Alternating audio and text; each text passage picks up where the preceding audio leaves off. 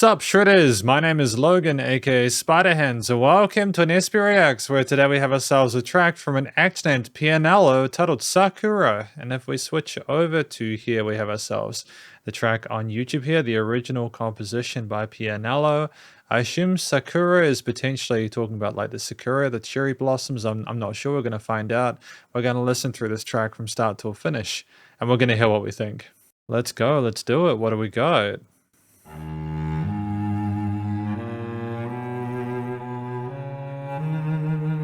I love the tone of that cello, it's gorgeous.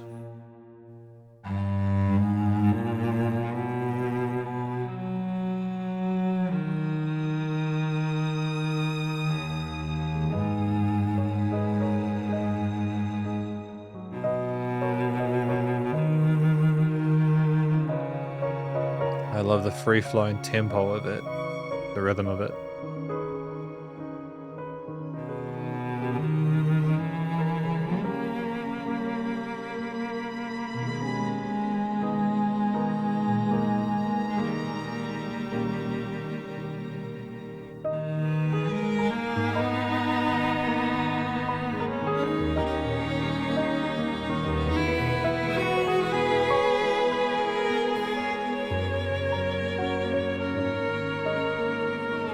It's beautiful.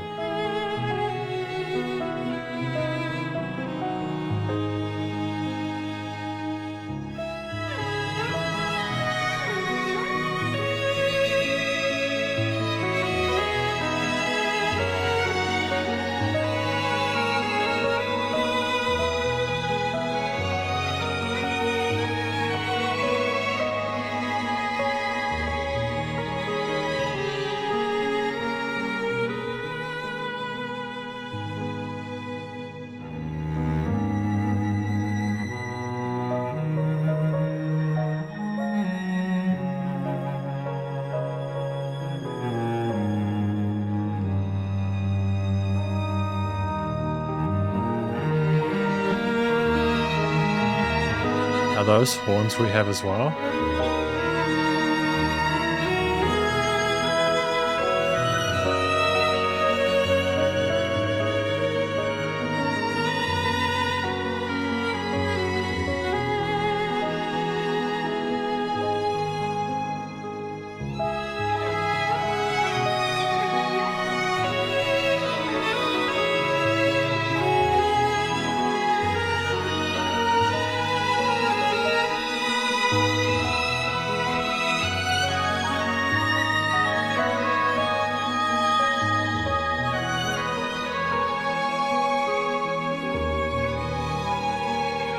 Better.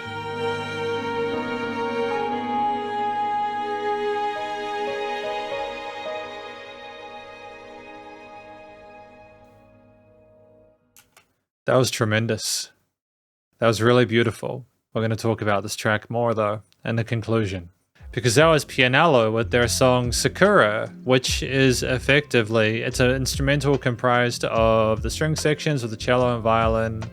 You've got the keys, and then you've also got a horn that comes in later on. There's more to it than that, but effectively that is what we have there.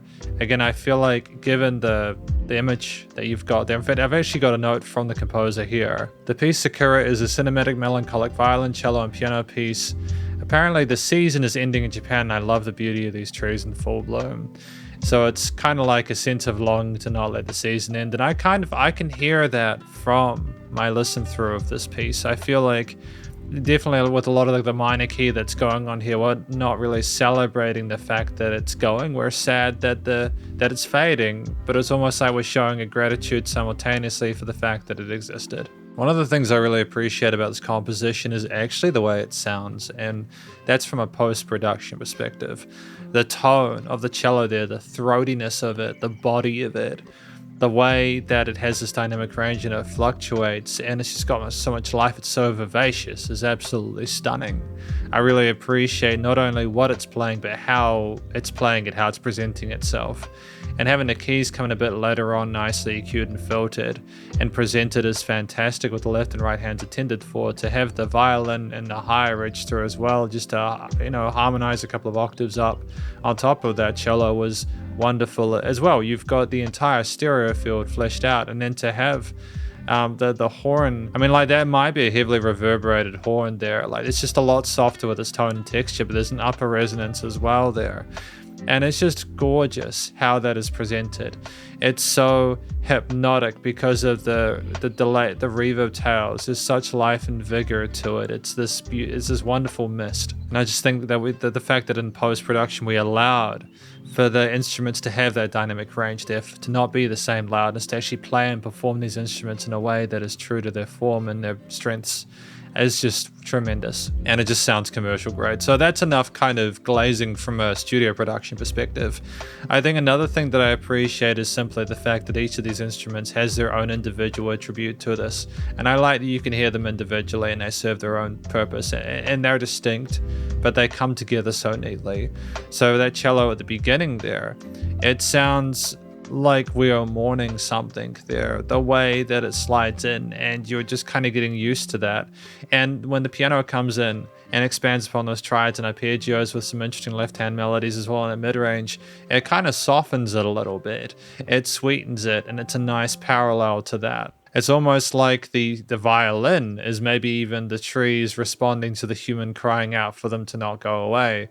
I love how the violin comes in a bit later on, allowing you to get used to what's going on with the cello and the piano.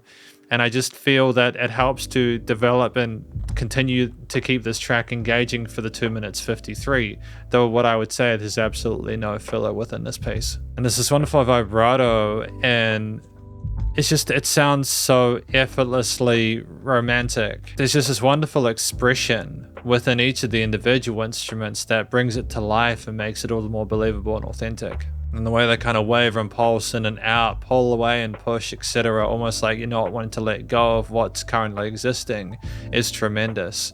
The way that we highlight these wonderful major and minor chords and the harmonies there, we traverse, and we have some tension with some of maybe the diminished sort of flat 7 minor 5s. Minor 7 flat 5s, that we maybe have parallel majors and minors or some occasional chromatics outside of the diatonic, but it's that we know how to keep the feel of it accessible to audiences of various musical backgrounds. And there's this tremendous sort of like flexibility with the tempo as well. It almost seems relatively humanistic by virtue of how we're playing these. You just cannot get this feel any other way. The way the instruments push forward and pull back there rhythmically, not wanting to be too loyal to a specific tempo there. Kind of like everyone is kind of going through the motions of this piece together. And it's just so unpredictable in that sense, but it makes every note matter. I'd say the final thing I appreciate though is how busy it is. Now, initially around the halfway mark, I was wondering whether there was too much, because it seemed like a lot of different instruments were kind of combining, even though there weren't a lot of different instruments, but like there were a lot of melodies and color responses and counter melodies and things kind of going asymmetrically, rhythmically, and there wasn't always a sense of unison. But I think it was more or less maybe the complex emotions or feelings that we're trying to express within us with these different angles that we're trying to perpetuate. And so I think in essence the theme of this, the way that things come together, the sadness is a complicated emotion, again it's bittersweet, so it makes sense for things to be a little bit like things are overflowing, if that makes sense there. I feel like if you had all the instruments kind of perfectly aligned and predictable and well behaved, it almost wouldn't have felt as real. But it's almost too much to absorb on a first listen basis anyways. I suppose my bonus bit of positive feedback on this is that it sounds like a commercial grade movie soundtrack. I could imagine this fitting into the likes of Studio Ghibli and stuff like that, and I say that without a hint of hyperbole. I think it's tremendous. I just think if you didn't know what the song was about, it might be tricky to understand it, which is why the imagery, for example, here is so important. But it's also, I feel like it's open enough that you could apply it to a whole lot of other situations. I think the title Sakura kind of ties it together. So I think the final thing, as well as the complexity of the theme and how not the irregular, but like the way things pour in and come together is just tremendous. It's also the fact that we understand enough to know that we need to kind of allow ourselves to anchor the listener down with a specific direction. And I just think we've done enough to make it about the Sakura trees, like without having to overcommit to it. I don't think having lyrics would have benefited this piece. I feel it's absolutely stunning as an instrumental, and there's absolutely nothing I want to change about it. So thank you very much for watching my quite positive review of this track from an act named Pianello, titled Sakura, and hopefully you enjoyed it. If you did, please do go show them some love via their various social medias and YouTube page, and stay cool and stay safe, and please remember to support your local musicians and artists at this point in time, as need the help more than ever with all the crazy stuff going on in the world. And I'll catch you in the next SP Reacts. Spiderhands out.